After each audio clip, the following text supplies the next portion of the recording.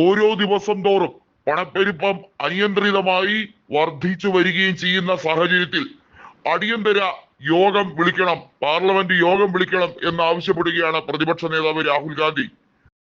മോദിക്ക് മറ്റ് തീരുമാനങ്ങളാണ് നടപ്പിലാക്കാൻ ഏറ്റവും വലിയ വെമ്പൽ.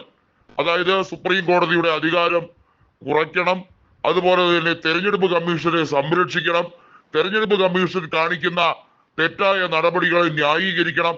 അതല്ലാതെ ഈ രാജ്യത്തെ ക്ഷേമ പദ്ധതികളെ കുറിച്ചോ ഈ രാജ്യത്തെ പണപ്പെരുപ്പവുമായി ബന്ധപ്പെട്ട വിഷയങ്ങളെ കുറിച്ചോ അദ്ദേഹത്തിന് അഭിസംബോധന ചെയ്യാൻ കഴിയില്ല.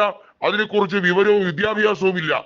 ഡോക്ടർ മൻമോഹൻ സിംഗ് ഇന്ത്യയുടെ സാമ്പത്തിക നയങ്ങളിൽ എടുത്ത തീരുമാനം അത് ഒരു ഫാർ റീച്ചിങ് എഫക്റ്റ് തന്നെയായിരുന്നു ഉണ്ടാക്കിയിരുന്നത്. അതിനെ കഴിഞ്ഞ 11 വർഷം കൊണ്ട് മോദി തകിടം മറിച്ചിരിക്കുകയാണ്. വാട്സാപ്പ് യൂണിവേഴ്സിറ്റിയിൽ നിന്നുമൊക്കെ കിട്ടുന്ന വ്യാജ ബിരുദവുമായി ഇറങ്ങുന്ന സംഘികൾ ഇതിനപ്പുറവും ചെയ്യുമെന്ന് തന്നെയാണ് പ്രതിപക്ഷ നേതാവായ രാഹുൽ ഗാന്ധി പറഞ്ഞിരിക്കുന്നത്. നിർമ്മല സീതാരാമനെ ഉടനടി തന്നെ ആ ക്യാബിനറ്റിൽ നിന്നും നീക്കണം എന്ന ആവശ്യമാണ് രാഹുൽ ഗാന്ധി മുന്നോട്ട് വെക്കുന്നത്. ഇതുമായി ബന്ധപ്പെട്ട് സ്പീക്കർ ഓം ബിർളയ്ക്ക് കത്തയക്കാനും തീരുമാനിച്ചിരിക്കുകയാണ്. സ്പീക്കർ ഓം ബിർളയോട് കൃത്യമായി തന്നെ രാഹുൽ ഗാന്ധി പറഞ്ഞിരിക്കുന്നു, പാർലമെന്റ് സമ്മേളനം തുടങ്ങിയാൽ ഇവിടെ പലതും നടക്കും.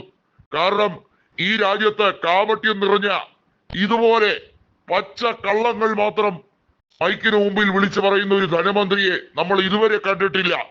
ഇന്ത്യയുടെ പൊതുമേഖലാ സ്ഥാപനങ്ങളെ മുഴുവൻ ഹൈജാക്ക് ചെയ്തു, അതിനെയെല്ലാം കോർപ്പറേറ്റുകളുടെ തൊഴുത്തിൽ കൊണ്ടുവന്ന് കെട്ടിയിരിക്കുകയാണ്.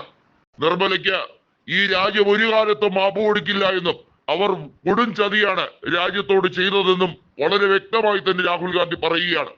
നമുക്കറിയാം, നേരത്തെ സ്മൃതി ഇറാനി പറഞ്ഞിരുന്നു, ലോക്സഭാ തെരഞ്ഞെടുപ്പ് അട്ടിമറിക്കാൻ വേണ്ടി വിദേശത്തു നിന്നും വലിയ തോതിൽ ഫണ്ട് വന്നതിനെ കുറിച്ച്.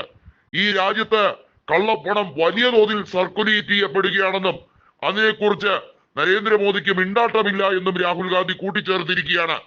ഈ രാജ്യത്ത് നോട്ട് നിരോധനം ഉൾപ്പെടെ നടപ്പിലാക്കാൻ ശ്രമിച്ചത് കള്ളപ്പണം തടയാൻ വേണ്ടിയാണ്.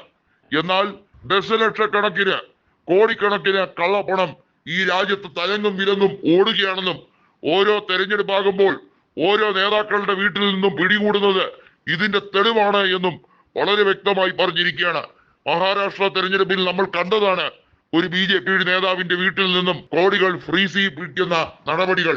ഇത്തരത്തിലുള്ള ഒറ്റപ്പെട്ട സംഭവം മാത്രമല്ല, ഈ രാജ്യവ്യാപകമായി നരേന്ദ്രമോദി അധികാരത്തിൽ വന്നതിന് ശേഷം നടത്തിയ വലിയ തോതിലുള്ള കൃത്രിമത്വം കൈയോടെ പിടികൂടണം എന്നുള്ളതാണ് രാഹുൽ ഗാന്ധി സുപ്രീം കോടതിയോടും ഹർജിയായി ആവശ്യപ്പെട്ടിരിക്കുന്നത്.